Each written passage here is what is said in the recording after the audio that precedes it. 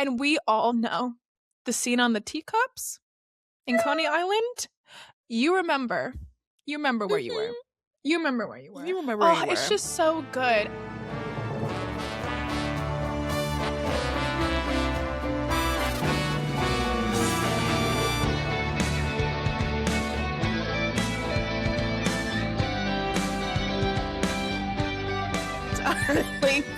Welcome back to Pause Pod, the podcast where two gals who love film try to yap their way into becoming indie darlings.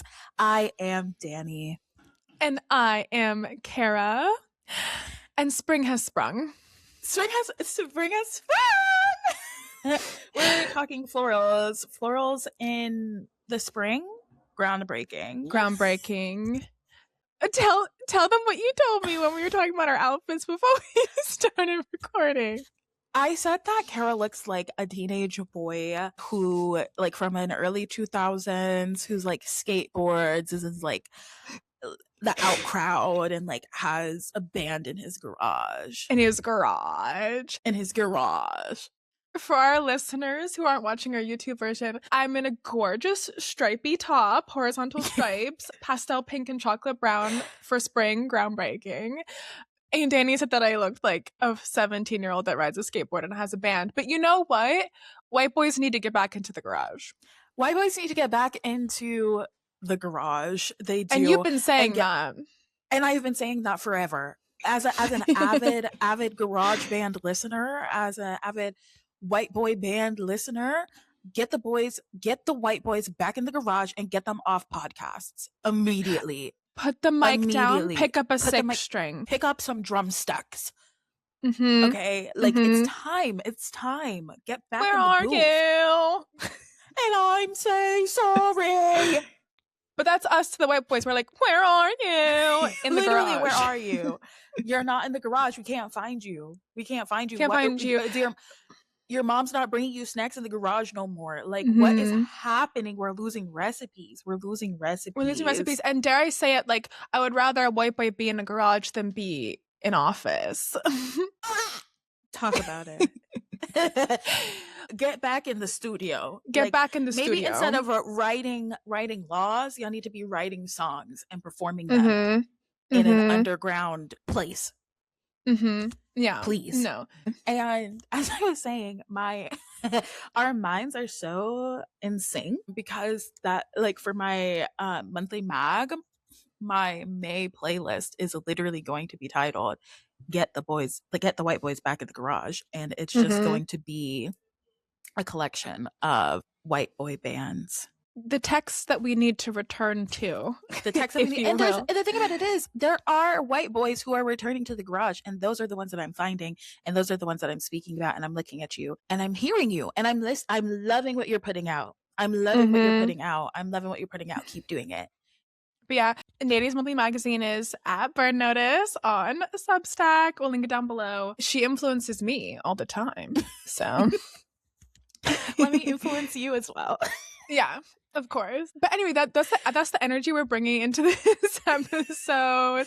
Florals and garage stripes. What? Well, speaking of the teenage boy band, garage band experience is very coming of age. No, and that is what we're talking about today. Yeah, found it. Right. Connective tissue. Yeah, we thought, what better time of year, time of rebirth, time of growth, time of new life. In our brains, spring equals coming of age, and that's that. Yeah. So we are coming at you with our list, the Pause Pod list of coming of age films that you should watch this spring. And we're so excited to share them. Yes, we are. So do we just want to kick it off, Kara? Do you want to start with your first pick?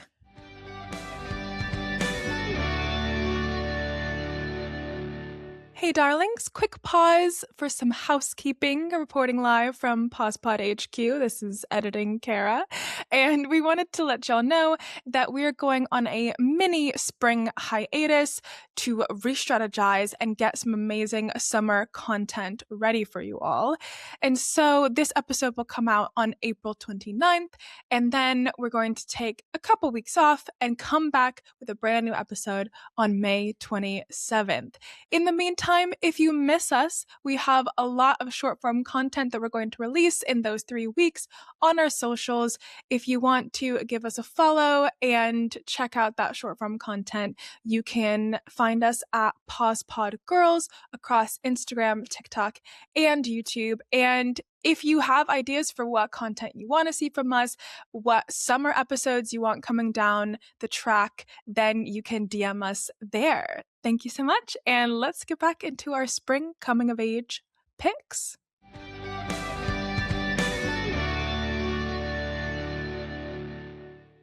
Okay, so throwing it back to our fall films list, I made a proclamation on that episode, which was Kiki is a spring witch. She's not a fall witch. Mm-hmm. And I stand by that. And if you're only practicing witchcraft during the fall, then you're fake. And I said it. Fake. And that is why there's spring witchcraft. And my first film is Kiki's Delivery Service. I absolutely love. It's just such a lovely tale of coming of age, because I guess the whole premise is that the coming of age in Kiki's witch line is when you turn 13, you have to leave home and go to a different city and become an entrepreneur, become a witch entrepreneur, basically. Mm-hmm. And it's just so lovely. There's a lot of also great musings on like artistry and following your heart versus what people want you to do. It's just all the good, lovely coming of age things. And I think Studio Ghibli in general is very springy. Like you could probably watch any Miyazaki film and just be like transported to spring. But I think Kiki especially, it's just gorgeous and lovely, and there's so many lovely springscapes, and she's cute as hell. It's a treat. It's a delight. I love that movie so much. I don't think I love it as much as you love it, but I adore that film. It is just such a feel-good film, and it's just gorgeous to take in. Love it. Love it. What is your first pick? My first pick is what I consider the coming of age film of all coming of age films. Not because I think it is the best, but I think it was so innovative. And that's Boyhood, because they literally filmed him coming of age. Like they filmed him growing up. Like it took 12 years to film because they were like filming him aging in real time, which is actually insane to think about. Like they didn't have a script for most of it. Like they wrote the script as they went. It's Linklater, right? Yeah. And they just had plot points. He loves a 10-year incubation period. Like with the Before Sunrise series. And I love how he works with his actors as well, like you said, to kind of develop the scripts. And it seems like, we wax poetic about Richard Linklater in our French New Wave episode, but love that man. And you're right, we are seeing him come of age before our eyes. Yeah, before our eyes. And I think that's what made the film both so comforting and uncomfortable in a way, because there's no big dramatic plot. It's just you're really just doing life with this little boy and genuinely watching him grow up. And it's such a beautiful film, and it's just so incredible. It is a feat of filmmaking, and I just I think that'll be a theme in kind of all the films we're recommending, is that I guess some have inciting incidents, but the coming of age is dramatic. And therefore, that's just that's the dramatic premise of all these films. And that's why they hold so much emotional weight and why we return to them, because that in and of itself is so rife with emotion and drama. So, Kara, what's your next pick? My next pick is Little Miss Sunshine.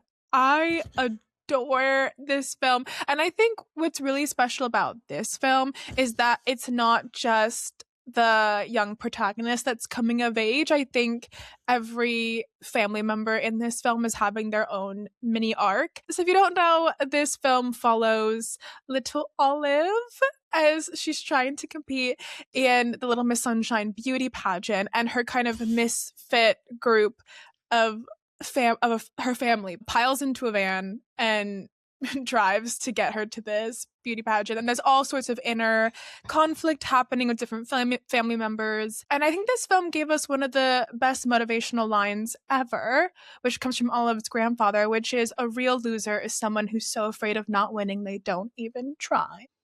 Come on. Right. And right, like we need to be reminded of that, because in a way, obviously he's talking to little baby Olive, who I think is like, she's under 10. I can't remember exactly how old she is.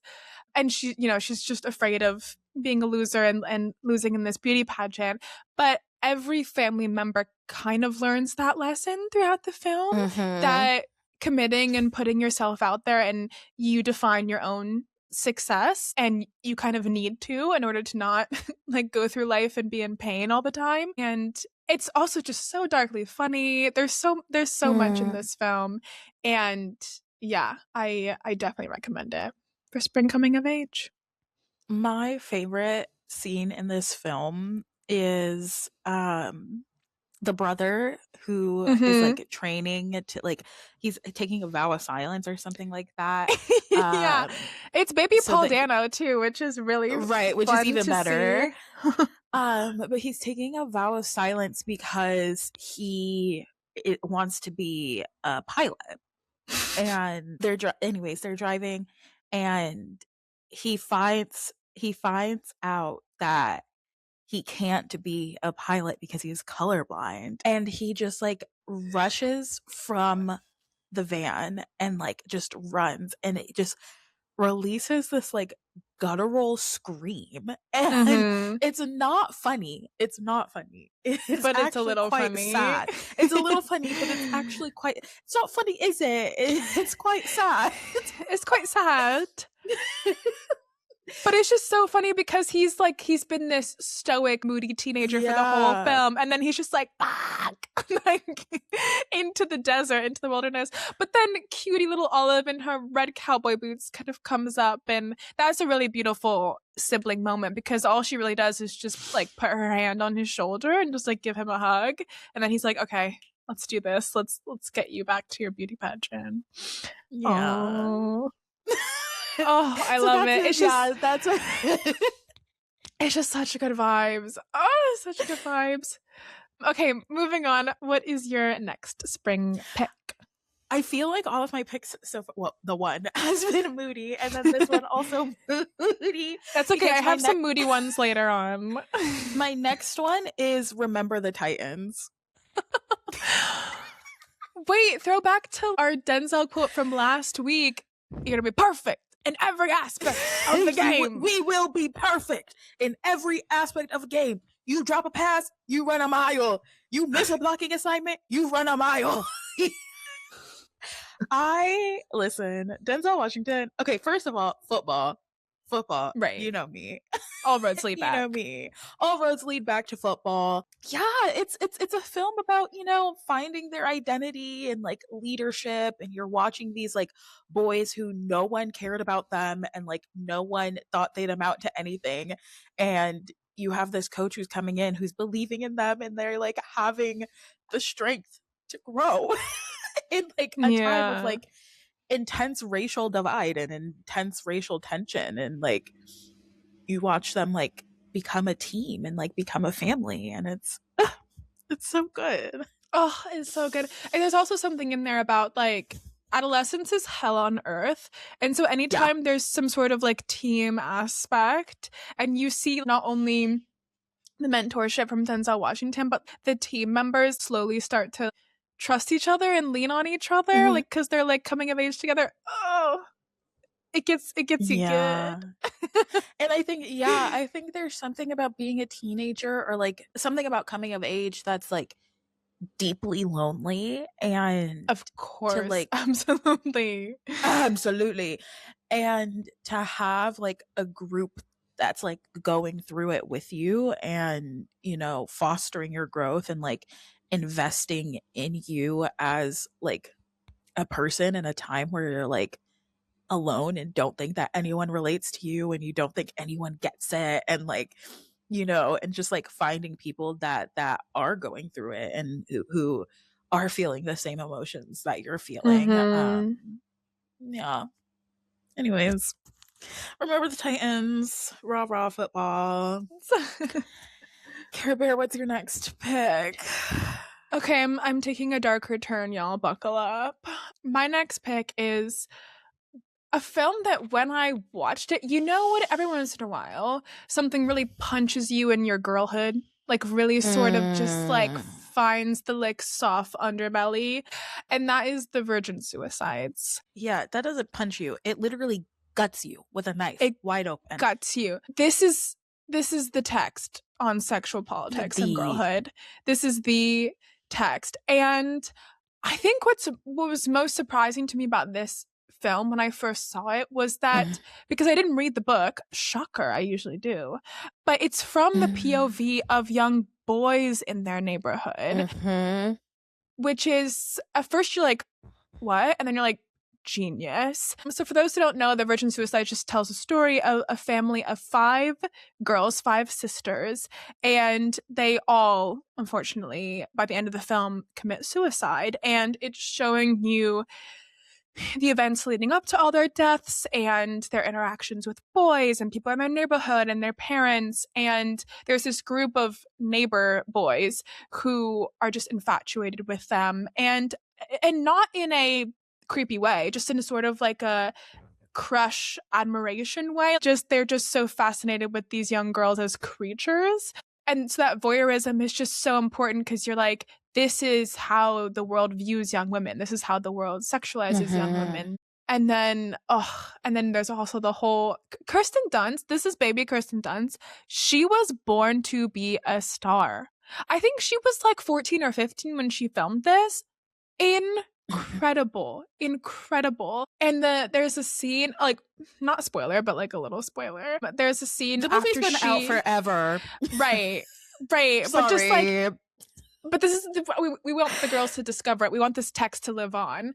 I won't say how, who, or why, but Kirsten Dunst's character loses her virginity, and there's just a moment where she wakes up alone in the middle of a football field, and the color grading is so blue and just so cold and devoid, and something just shifts in her eyes, and she's like, "Okay, I get it. Like, this is how it is." This is how it is.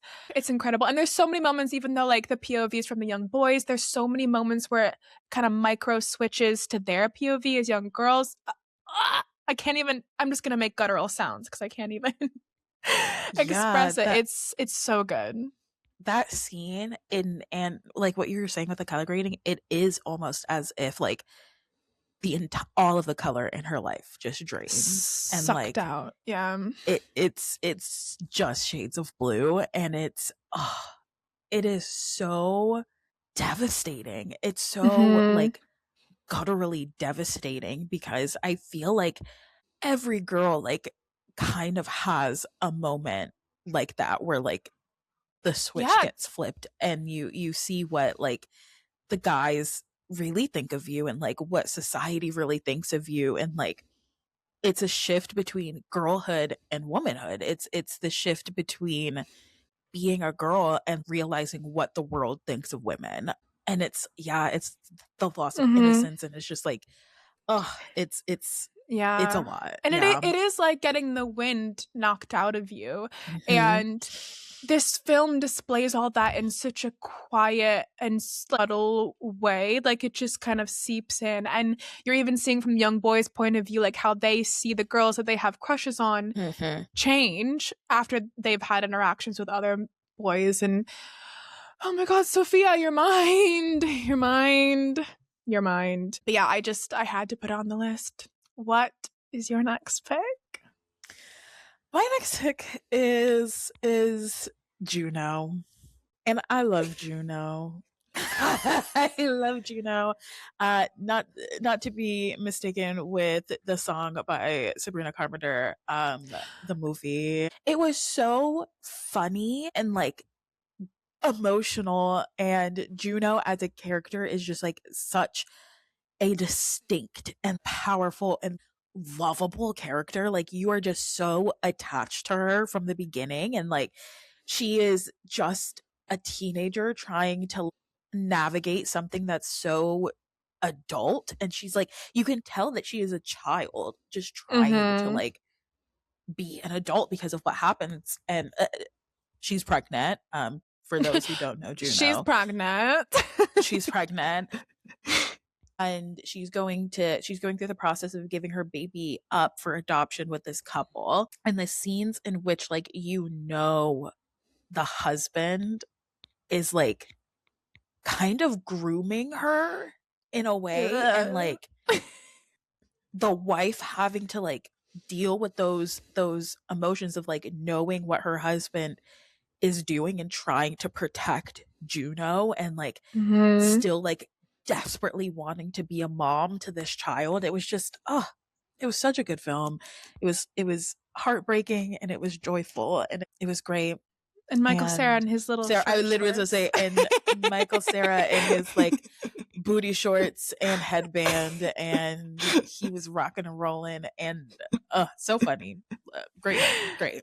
It's so funny, so good. But also, I think, yeah, it's interesting that you touch on, like, similar to what we were talking about with virgin suicides. It's like, there's such a fine line between, like, in young women, when we physically, quote unquote, go through adolescence and, like, become Mm, adults because we can become pregnant. Because I guess that's, like, the world's definition of you're an adult now because you can carry a child, versus the emotional coming of age. And, like, mhm, when those things maybe aren't on the same page or they don't align and one is further than the other, it's so interesting, and it can be cause for a lot of like comedy, but it's also like really heartbreaking because you're like, this man is sexualizing her and she's being treated as an adult because she's becoming a mother, but like she's still a child herself. mhm. It's all the good things because it's a toughie, but it's also funny. It's funny, and it's like there's light moments, but it's also like the undertones of like this is serious, and like This there's is just serious. this is serious. She's having But a baby. over she's having a baby child. This is serious. But no, it was so good. It's something that I think is deeply rewatchable. I rewatch it quite often. Care Bear, what's your next film? My next film is this film is so touching. This film is tender. That's like the only word I can use to describe this film, is tender. And kind of similar to Little Miss Sunshine, there's kind of a dual coming of age happening with the children characters and Mm, the adult characters, and that is Minari. I love this film so much, but it also has heartbreaking elements to it. It follows this Korean family who moved to Arkansas because the dad is chasing this American dream, and they buy a plot of land, and he wants to like become a farmer and create this whole new life for his family. But as is a lot of the immigrant experience coming to America, trying to follow that American dream, things are not as rosy and rainbows as they want mm, it to be. And the parents are kind of going through this coming of age of this new chapter in their life and this new chapter in their relationship, and trying to come to terms with all the feelings mhm, that come with starting a brand new adventure and leaving everything you've ever known behind on the promise of something better. And then they have two children, the cutest little boy you will ever see in your life, and then his sister. She's also cute, but he shines so bright. Um and the grandmother comes to live with them as well. And this film is so springy as well because there's so much in nature. There's so much of their life that they're relating to the nature around them. The grandma teaches them a lot about nature and plants. And my favorite line in the film is because our little boy protagonist is such a sassafras, and his grandma, I think she says something like, well, aren't you just cute, or aren't you adorable? And he goes, I'm not cute, I'm handsome. That reminds me of my nephews. Like that's something that he would do and something that he would say. It's so good. And yeah, this film really got me thinking about my relationship to nature, but also just like dreams versus reality and the trials and tribulations of life. And I think anyone can have a coming of age moment at any point in their life. I think a lot of coming of age films do focus on adolescence because that's the big one. But everyone in this film kind of has to come to terms with their dreams and their reality, and it's gorgeous. It's beautiful. And this director, Lee Isaac Chung, went on to direct Twisters, which was the blockbuster of the century, in my opinion. Oh, love that film. It's his attention to touching detail and tenderness in Minari that made Twisters the grounded blockbuster that it was, because Twisters was this wild ride, but the emotions and the arcs of those individual characters were so well calibrated, and you can see that in Minari for sure. Oh my god, adding to my list. I haven't seen it. You will love it. I know. You will love it. Yeah.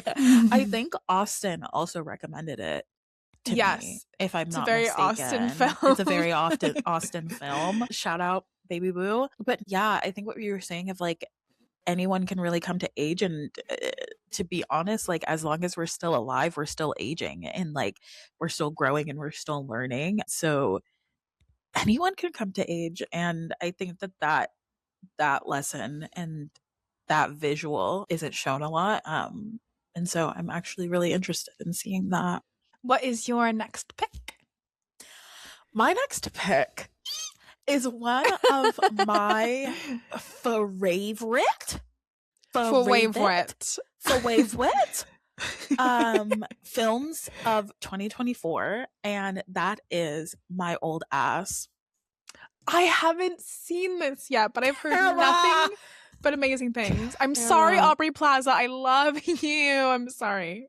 I am begging you to watch this film, and I'm begging you, the audience, to also watch this film. A little quick synopsis is our main Gorlina.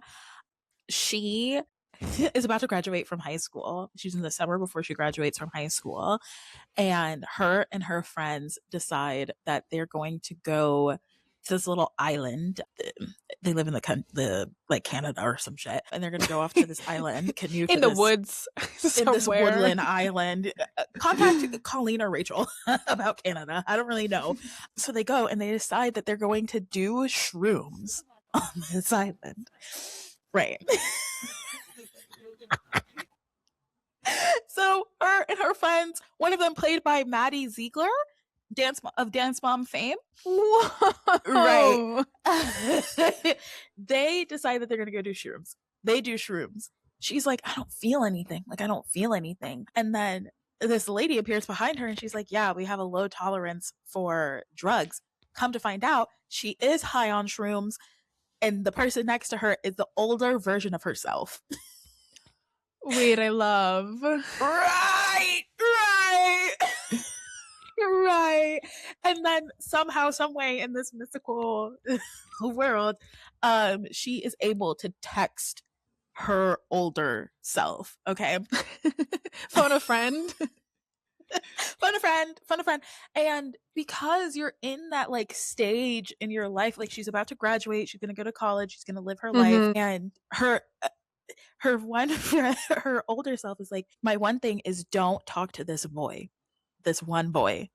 And then she starts falling in love with that one boy, and she's asking her old self like all of these questions of like, who are we, like who do we end up becoming, and like why don't you want me to talk to this boy, and like what does he do? And like it's just like such a fun, first of all, they're both fucking hilarious, like they're both so funny, and it's just such a beautiful film. And like who you are and like who you're becoming, and like desperately wanting to like have somebody to just tell you what to do. Like when you're at that age and like you're about to go off to college, you're about to live your life, like you're desperate for like somebody to just like tell me what to do, like tell me what I'm Yeah, supposed to do with my life. please. And like I have this opportunity to talk to my older self. It's like I don't want to make the mistakes, you know, that like whatever life Mm-hmm. regrets I end up having. So like warn me, like tell me what to avoid, like tell me what to do, like tell me how to live a good life. And like obviously the older version like tries not to like change too many things because, you know,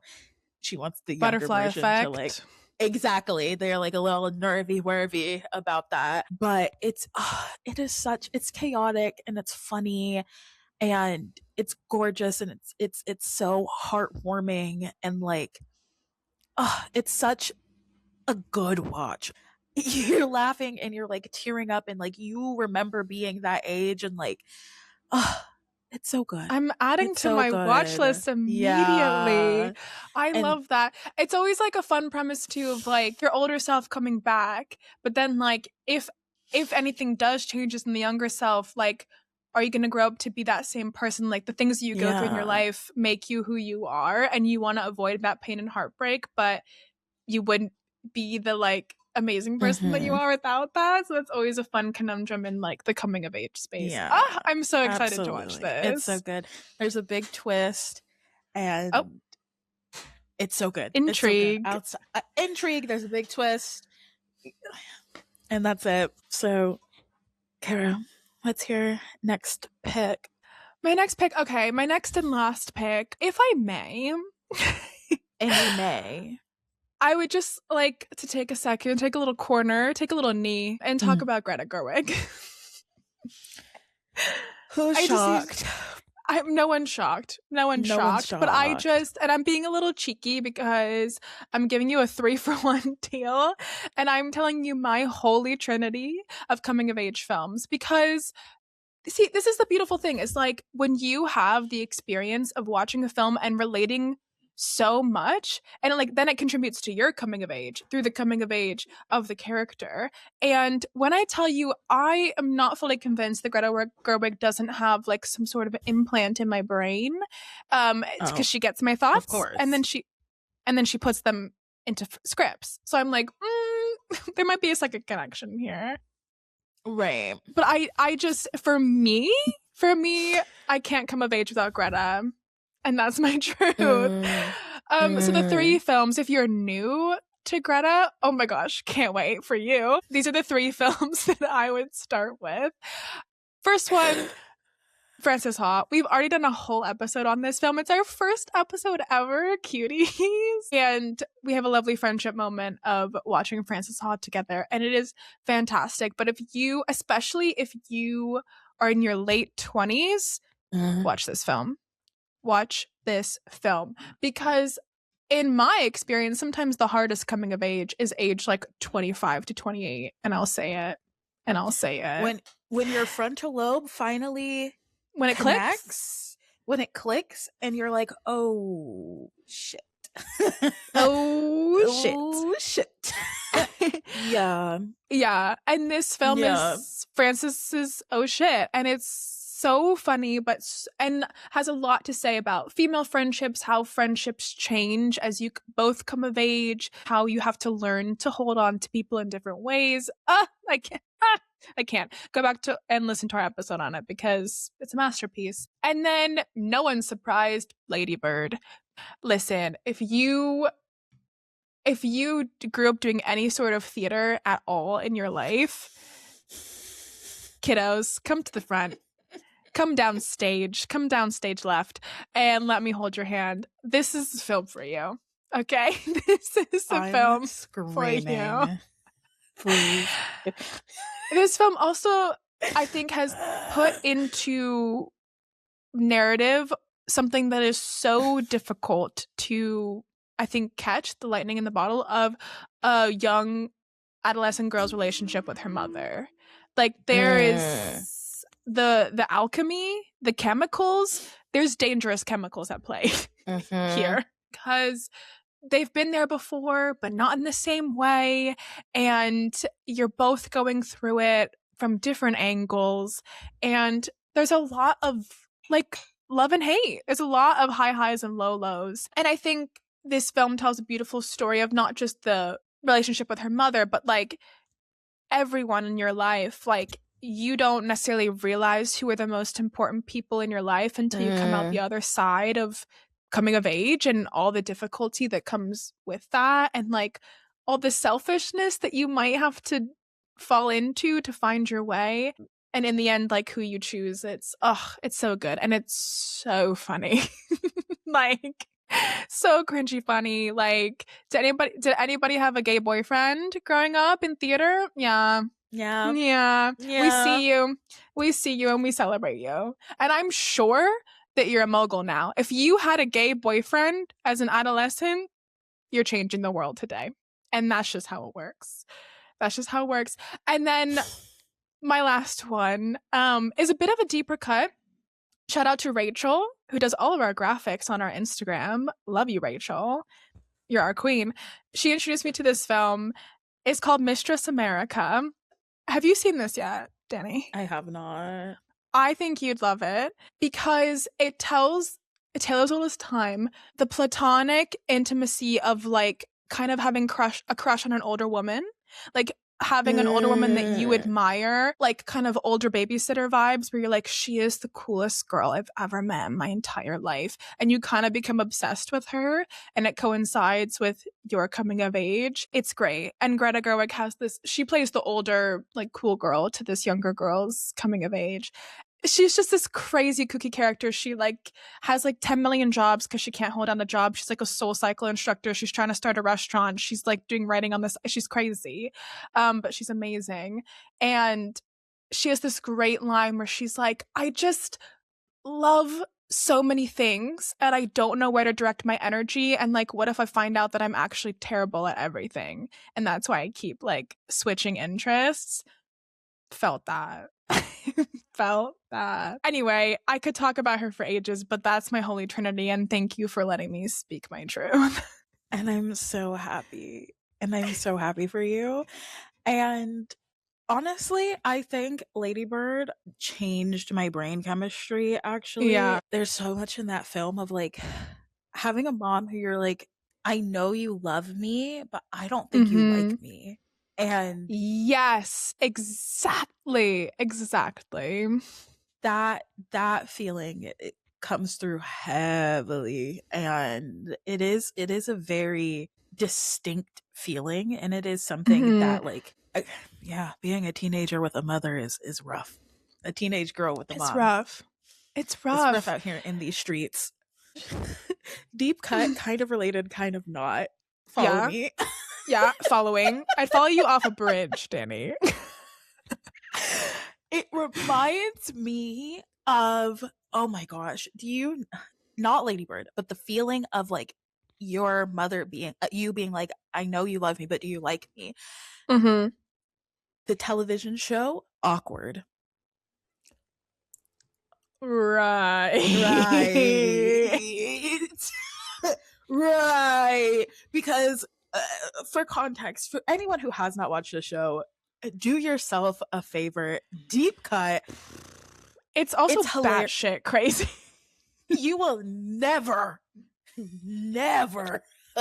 know what's coming next. I'm about to spoil a lot. I'm so sorry. I promise it's still worth the watch, okay? It's still worth the watch. And it would never be made today. This is a time capsule. This is a time capsule. They would never have the guts and the glory and the gall to make a show like this ever again. Okay? To go there.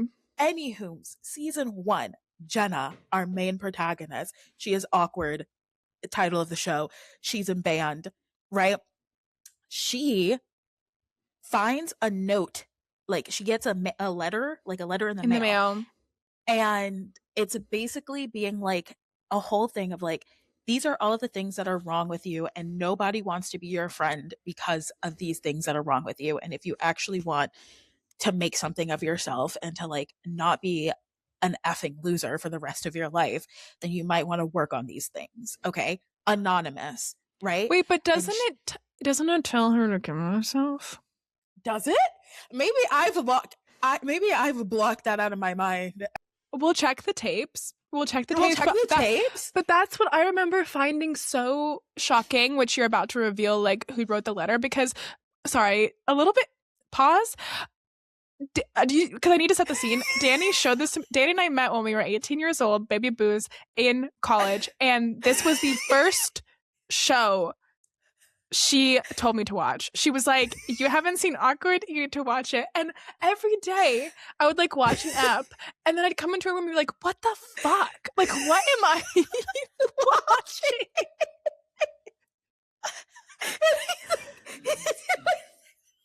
There are so many quotable moments from this show, y'all. Please. It's great. Like... But I remember, because isn't it that, like, anyway, we don't have the time. No, we don't have the time. No. But... She doesn't. It doesn't tell her to herself. However, because of it, she spirals. People think that she tried to. Oh, because she trips, and people think. Okay. Well, she's trying to open this bottle of like painkillers because like she was just like so distraught. She like cried she was sobbing uncontrollably. Like I think she has a headache or something from the turmoil that this letter caused her. She falls in the bathtub. And she falls in the bathtub, breaks her arm. People find her and think that she tried to commit suicide. Anyways, her mother wrote the letter. When I was gooped and gabbed. Because you find this out, I think you find out in the season finale of season 1, because she spends the rest, like the whole season is her trying to do what the letter tells her to do. And like trying get out of her shell. Exactly. And then she like finds the paper that is used in the letter in her mom's stationery. Oh my God. Altered my We were shocked. We were all shocked. We were all shocked. But as we're saying, like there's a very specific feeling of being a teenager and like going through adolescence and like that relationship that you have with your mom, where it's like, I know you love me because I am your child, but I don't think you like me. Like, I don't think you like me as a person. I don't think you like me. And I think it comes from, if your daughter is different like than you when you were that age, you're like, wait, what? And it's just a bit of like a short circuit moment, like that you're like, I don't know what to do now because you're way different than I was at your age. Like, this was not in the manual. What's happening? Anyway, it's amazing. That was a little bonus rec for y'all. Sorry, that was a bonus rec. Proceed with caution. But you'll love it. It'll be the time of your life. I can assure you like, that. It's just like, oh, it's so toxic that you'll just be like, I can't quit you. I can't quit you. And the main like crush, like the main guy crush, Maddie McKibben, he set the standard for me. If you want to know what my type is, it's Maddie McKibben. He changed something up here for me. Maddie McKibben. Anyways. And he invented like, I like you, but I can't be seen with you. He invented like I know who you are really, and like I like you, but like my brand, you know, like my popularity, my brand, like you're damaging the reputation, or as the youths would say, you're scaring the hoes. Like, oh, so good. Dani, what is your last spring coming of age pick? You see, I had one, but I think in my mind, as we've been discussing, I think I'm changing it. Last minute switcheroony. Uptown Girls. Dani? The way our minds are connected, because guess what? You know how I was ill last week? Yeah. I was ill last week. What did I pop on my laptop to bring me back to life? Uptown Girls. I don't see any grown-ups here. So good. Oh my They're gosh. both growing up. You know what I mean? And so, like, if you don't know Uptown Girls, which get with it. Run, don't walk. Get with it. Spoiled rich girl in her 20s, I'm pretty positive, loses her wealth because, like, her dad gets charged with something. Loses her wealth. No. It's her dad's dead. Sorry. Her dad's manager steals her inheritance. Right. Forgot. Loses her wealth. Has to become a nanny to this little girl. Okay. Little girl. Dakota Fanning. The type A-est type A you will ever have experienced in your life. Mind you, she's like 8. I know. At one point, Brittany Murphy's character calls her Mussolini. Like, it's so good. It's so good. And what you really start to understand is it's this little girl who has to be type A because her mom isn't around. Her mom is nowhere to be seen. Okay. And she just runs through nannies because she doesn't want a nanny. She wants her mom. You know what I mean? Like, she doesn't want a nanny. She wants her mother to be there. And so these two form an unlikely pairing and sisterhood bond as Brittany Murphy's character is trying to, like, get this child to act like a child, to, like, be a child again. And it's so heartwarming and it's so funny. Good. And if you think, when we talked about Kristen Durst being born to be a star, Dakota? Yeah. A star.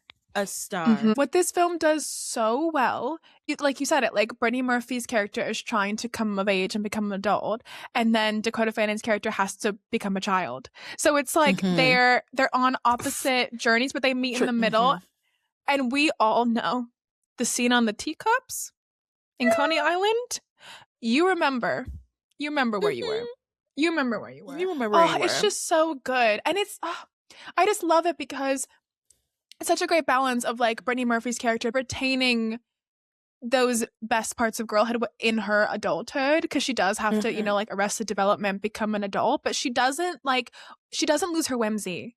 And I think that is so important, and why this is, again, one of the texts of girlhood and coming of age is because just because you're growing up and taking responsibility and coming into your own, like, doesn't mean that you have to sacrifice all the lovely things that made you your sparkly self. Right.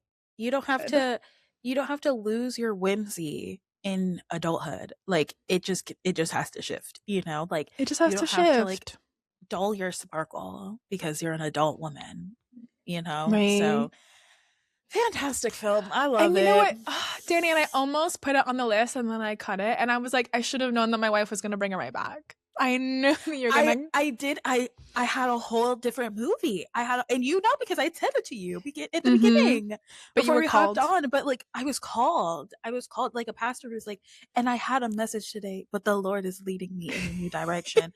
That is what I felt like. The Lord, the movie gods put it on your heart. Movie gods put it on my heart to talk about this. the movie gods really said, I got a different message. What an amazing list, if I do say so myself. Literally. What? Pick what you pick like a bouquet. Like a bouquet. Pick these flowers and arrange your own little bouquet. Like, pick these little gems and watch what calls to you, because there are some amazing picks in here. And not to toot our own horn, because we didn't make these films. We're just recommending them to you. We got no skin in the game, but I think the filmmakers behind these films really, like, captured magic, and I think that you should enjoy that magic with them. Go forth and prosper, darlings. Yeah. All right, well, now that we've created what I think is one of the best coming of age films list of all time, should we fast forward?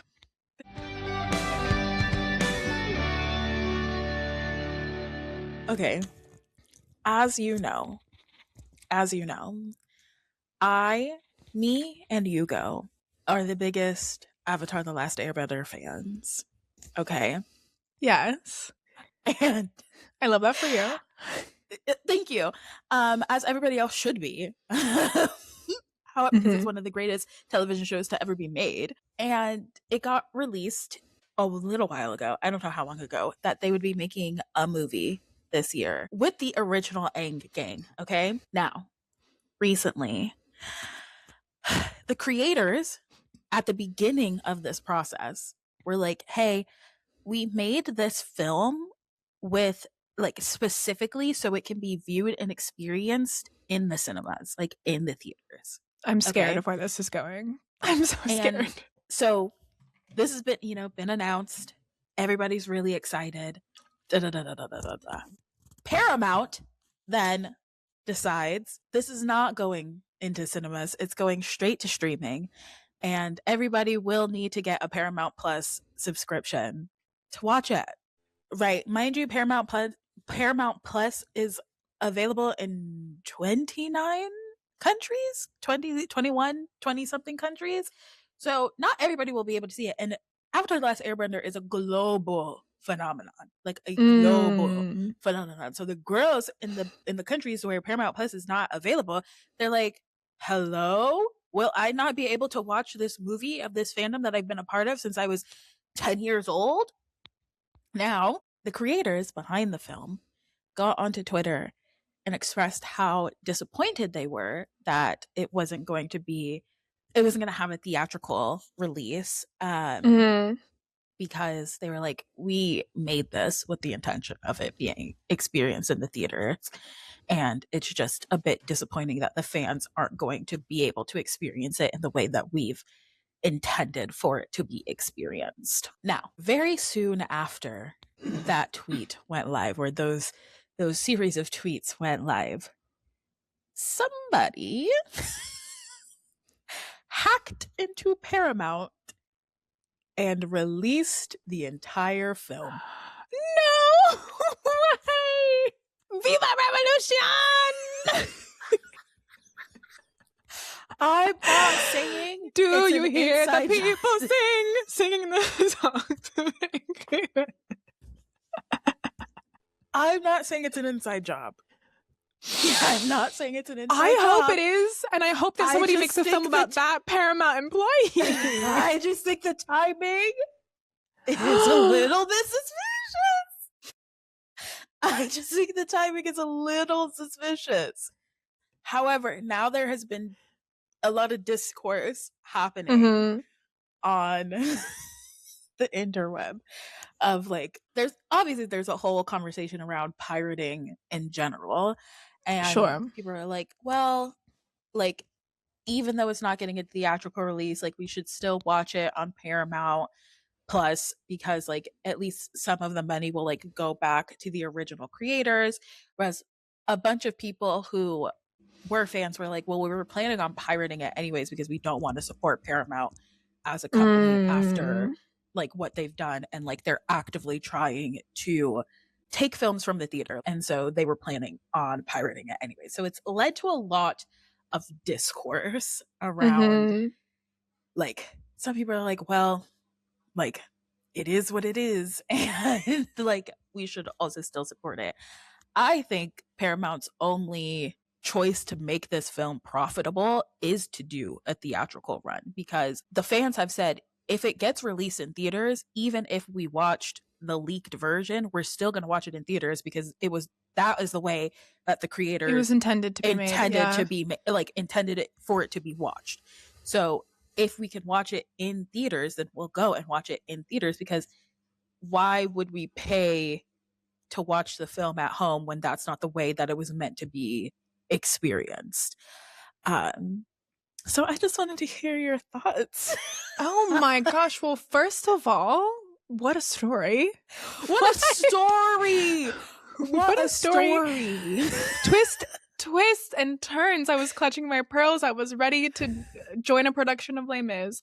Wow. Oh, this is bringing up so much, because I think you and I talk about this all the time offline, and it's frustrating to me because it's such a like higher level issue, right? Like, I know that there are producers and creators at streamers and commissioners who care about film and who care about making an ecosystem for the future where we have streaming and we have theatrical release. And like, I believe that is possible. I believe that there is room for both. And so it's frustrating when we all know there are certain individuals that are getting into the movie business that have not worked in the movie business a day in their life. There are people who are acquiring companies and acquiring assets in their investment portfolio who don't care about the industry. And so it's just saddening because, again, I know that like it's not necessarily a streamer problem, it's a streamer ownership problem, and that's like a whole other conversation. But with that being said, I call into question, like, and again, I don't have the numbers. I'm not in the board meetings, but I really wonder this was how many new subscriber signups we had by having this film on our platform. How many of those people canceled their subscription after a week right after versus like what is the box office profit of an opening weekend of having like, you know what I mean? Just like, I don't know the long-term profitability of forcing viewers to sign up to a certain service. I don't know if you're creating a lasting customer. I don't know, because then there's but then there's a frustration from the consumer of like, you're making me do that versus you know, and again, this comes from the creators coming out and saying like it planning to be a theatrical release, having a theatrical release plan. I think that's a difference. Because I'm not saying that streamers shouldn't have film. I think there's lots of amazing films that are streamer backed. I think Netflix has backed a lot of amazing films and they support a lot of amazing filmmakers, but Apple, right? Apple, amazing films. Prime, so many streamers have backed films that are incredible, but it's the bait and switch. It's the consumer feeling like their hand is being forced. And that to me is not creating a loyal customer. I think I do both. I watch films in the theater. I watch films on streaming. I live a lovely life. So I think it's the consumer feeling betrayed and thus like, feeling backed into a corner. It also like brings up like the piracy of it all. Because like obviously you want to support a filmmaker, but do you really know where your dollars are going is the thing. And like we don't know their deal. We don't know how much money they're making out of that. Like maybe they are making a pretty penny from the streamer, but as a consumer, you're just confused. You're like, I don't know. And there is sort of a little bit of a revolutionary, like, stick it to maniosis, School of Rock attitude of pirating this film. But then if you invest in the media and you've been a fan of this, you don't want to betray the creators. So exactly. Yeah, it's been tough. It's tough. It's a tough spot. And I think it's not necessarily like the film itself. It's the consumer trying to navigate this war between streaming platforms and theatrical exhibition that in my opinion is pointless. Like I know there's money to be made, but we see articles come out every single day about Gen Zs being the generation statistically that goes to the movies the most, but that also grew up watching streaming. So like I don't understand. Again, I'm not in the board meetings, but I just think there's room for both. And I think you're creating boycotters when you force a consumer's hand like that. And I agree. I definitely think that they've ticked off a fan base that they probably shouldn't. Like, because huge IP, as you said, this is not only IP. It's not only global, but there are so many people like you and Ugo who, like, since you were bebés, have loved this, and you're loyal fans of this IP.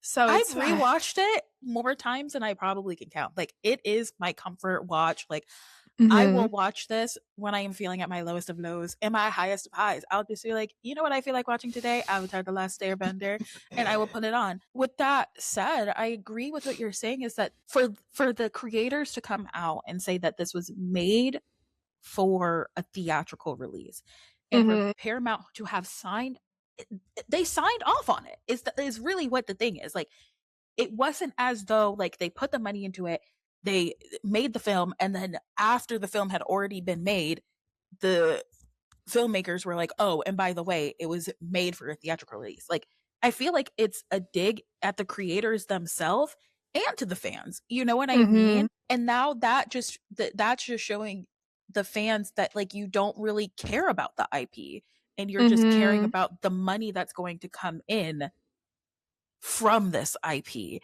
which feels like, and then that's why people are like, well, why would I sign up for Yeah. this platform? You know what I mean? And then it kind of also goes back to what Ryan Gosling was saying, where it's like, make better films and people will come to the It all movies. goes back to All Ryan. roads, all roads lead back. All roads lead back. But to be fair, I don't know what's on Paramount Plus. However, I know that when I'm thinking about what streaming services that I'm going to spend my money on, I'm going to be like, okay, what content do they have on there? And is there enough content on there that I want to watch, or that I know that they're going to make for me to sign up for this platform and to be Mm-hmm. a customer of this platform? It's like, I enjoy the content that they put out. I enjoy the content that's on the platform. Therefore, I'm going to pay for this platform. So it all, you know what I mean? Yeah, I do. And I think the newer quote unquote like streamers, like, because Netflix, she's not new to this, she's true to this, True but to this. like Apple, Paramount Plus, like they're building libraries. I get that. I get that. You're building libraries and you need to acquire a library that will attract a consumer. I get it. But that's why I don't understand this sort of like snatch of this particular IP, because you know what? I mean, call me crazy. Call me crazy. But I'm like, what if you had, again, similar to what other streamers have tried to have trial run, limited theatrical release? It would still anger the girls, and I get that, but a limited theatrical release and then putting it on the platform, you know? I mean, So that's what they did with not them Paramount, them Netflix did with Frankenstein. They Frankenstein, yeah. had a limited theatrical release, and then it went to streaming. Mm-hmm. And it still got boohoo bucks on streaming. It got Boohoo Bucks, it got award recognition, it got all the things. So I'm sorry, that's really disappointing as a fan. And it can feel like these days nothing is tangible, you know, because we're paying these subscriptions for films that we don't own. And that's okay. That's, you know, that's the new age, that's the internet age, and that's fine. But things like this just remind you, like, oh, I am at the mercy of the buying and selling of this IP, which is disappointing. But I hope that we'll learn our lessons. One can only hope that the industry will learn their lessons about the growing pains. Again, if I may, the coming of age of the relationship. Oh my god. Okay, stay with me. Stay with me. Staying. Theatrical release, the mom in Lady Bird. Streaming, the daughter. The daughter. I love you, but I don't like you right now. But I hope that we'll get to the point where streaming is in their first night in college and they get their stomach pumped and they pick up the phone and they call their mom. I hope we get to that point. And I really do. I see where you were coming from, and you were just trying to protect me and love me through a really hard time. And until the stomach pump happens, I implore the girls, the darlings, to invest, and I'm talking to myself as well, to invest in a physical media library. Like, buy the CDs and the DVDs of the media that you love and create your own library. And you don't have to do it all at once. Like, you can do it, you can thrift, you can accumulate as you go. You're building a library, and like you can have a running list of like, oh, I watched that film, I really enjoyed it, or like a fun activity of like we just did, like all the films that, like, coming of age films that you love, or all the films from your childhood that you love, and then you can just slowly accumulate that, and like it helps with the scaries, you know? Like a book library, you're not going to buy 100 books at once, but you're going to accumulate them over time. You know, just start doing that with films and TV shows and music. Like, we can talk about music streamers as well, like, because the conversations are all the same and they're all Mm-hmm. interlinked. So start investing in physical media, babes. Anyways, that's me. That's me. A very hurt Avatar The Last Airbender fan. And it's just, and the thing about it is, and here's the thing, and I'm gonna end on a lighter note. And on a lighter note. I'm gonna end on a lighter note because, you know, such is life. We're living, we're laughing, we're loving. Okay. I'm so grateful that the film even got made. Because it's been how long, you know? I'm so grateful that the fandom is still alive. We talked about fandom and fandom culture in the last episode. I'm so grateful that the fandom is alive and that people still love this IP. And if this film, even on streaming, brings in a newer audience of people who love this show, like, I plan on showing this show to my nephew, and I know that, like, he's gonna adore it. And, you know, just like bringing in I'm not cute, I'm handsome. I'm not cute, I'm handsome. And just bringing in new generations into this. And I'm like, I'm so grateful for that as well. And what have you. And if it does end up that, you know, it does get a theatrical release, I will spend as much as I need to on a ticket and an Appa popcorn bucket. If somebody at Paramount is listening to me, Appa popcorn bucket, Momo drink cup. Are you hearing me? Right. Are you listening to me? Thank you. I also want to, we were talking about fan editors last week. I want to circle it back to them. Thank you so much to the girls who have edited Zuko as an adult with his slutty little man bun. Oh, thank you so much. Thank you so much. Thank you for your service. Thank you for your service. Thank you so much for your service, because it has kept me going. And thank you to Hugo. This is like an award speech. Thank you to Hugo, who has thank you to the Academy. Thank you to Hugo, who has listened to me thirst after a hot adult Zuko. I appreciate you, and I appreciate this fandom, and I hope that it comes to a resolution that we can all be, if not happy about, content with. Thank you and good night. Thank you. Thank you. God bless the Ink Gang. You guys are all hot, and I love that all of my childhood crushes can now be my adult crushes because you've been aged up, baby. Hell yeah. Thanks and good night. Oh, well, you know, we'll just, you know, we're saving the film industry one little yap at a time, and that's how we'll get there. Yeah. Shall we go into our pause? Let's go into our pause.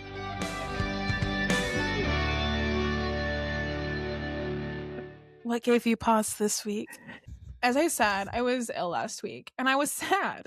And after I finished watching Uptown Girls, I did what I often do when I'm sick. I've said this before, that like when I'm like incapacitated, when I'm bedbound, I'm like, now is the time to watch things that I've like had on my watch list forever that I've been putting off because I'm stuck now in my own snotty mess. I'm stuck.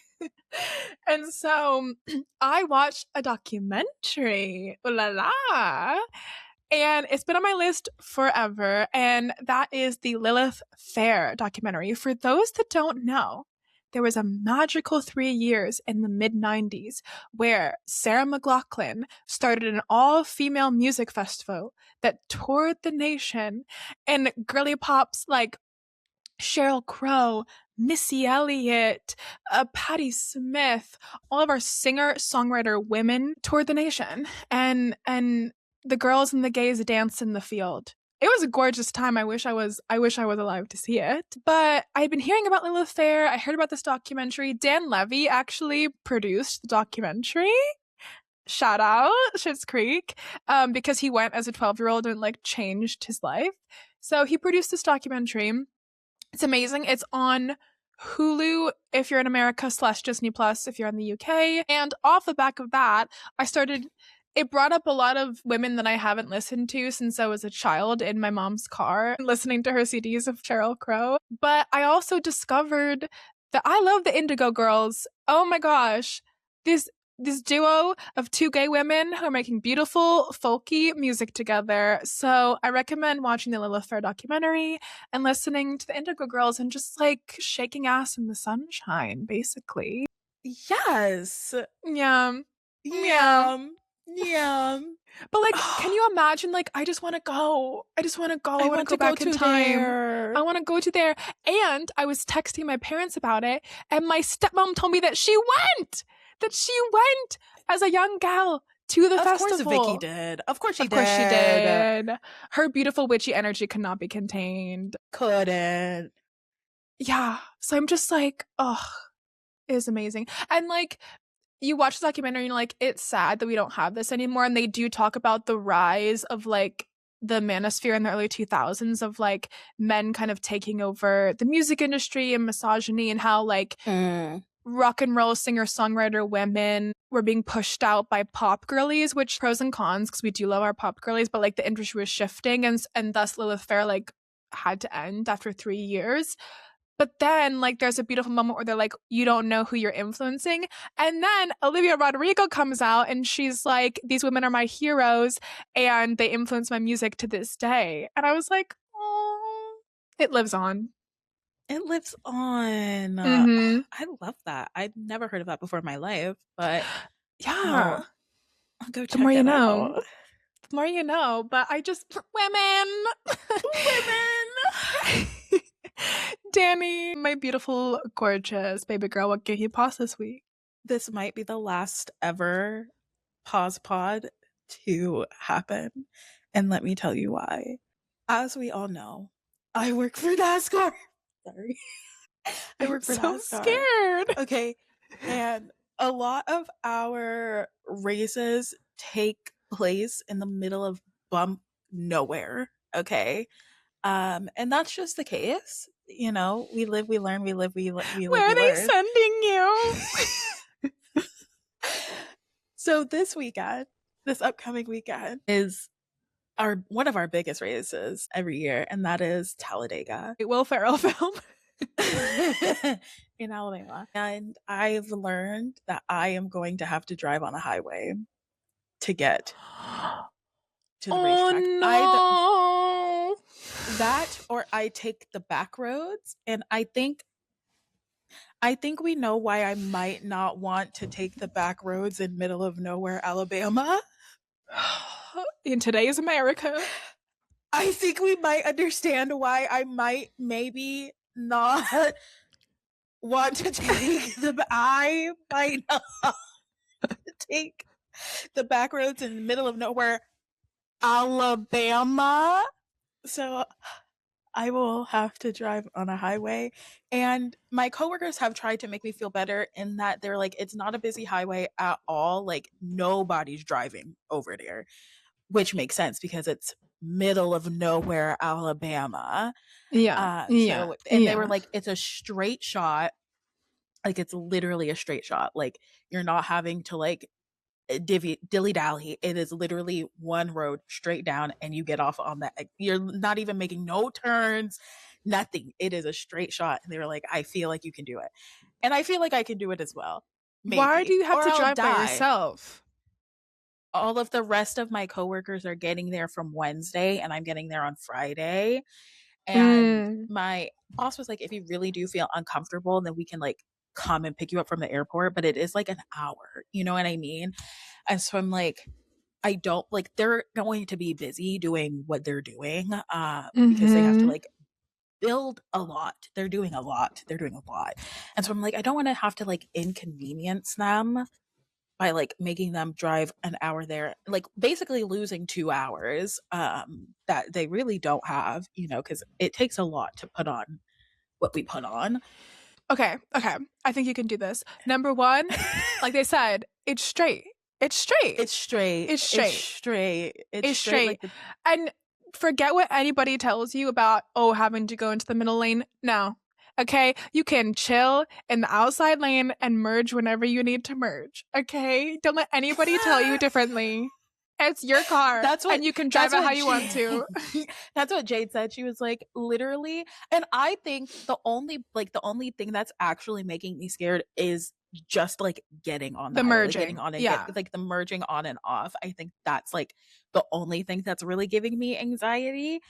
But you know what? The great thing about highway is that it has so many exits. Like if you come up to your exit and it's crunchy, like there's a lot of cars, just take the next exit, turn around, merge back on, and then go back to your desired exit. Like there's always an out. There's always an out. I know. And I think that it's good for me to do this. You know, I think do you want to share your lore? Do you want to share that Dani, we won't share the lore. We won't share the story. But basically Dani has never driven on the highway. She has a fear of highways, and we've always driven for her because that's her truth. And she doesn't have to do that. That's her truth. That is my truth. This is gonna be big for you. But you know what? It is. I think you're gonna do it, and then you're gonna feel a high like you've never felt before. I think you're gonna feel so accomplished. Thank you. I do too. I do too. It's bound to happen sometime. This is life forcing you. This is life forcing me. They were like, you've gone 28 years, girl. You cannot go another 28. And that's fine. But you know what you're going to experience, which is, in my opinion, one of the little highs and little joys of life. Cruising down the highway, listening to a playlist, and just like Thelma and Louising it. Just, you know, just down the road, like... living your best life. Right. And I'm just like, I feel like once I do it once and I realize that I'm probably not gonna die, it'll be fine. Then I'll be fine. Wow. Well, we will all pray for you. Please, everybody pray for my safety. Throw some witchy energy in here, prayers, any god that you go to, like throw them all my way. Please, I need it. It's funny, I use the word pray for you as a person who doesn't pray. But you know what? I think it's just like something to say. It's just like a saying. It's just like, I'll pray for you. One of my favorite things that your boyfriend has ever said to me is, if I prayed, I'd pray for you. One of his best lines. Also, what did I text you the other day where I was like, I'll pray for you, but like... is me praying like cold calling God because he's never heard from me before. He doesn't recognize my number.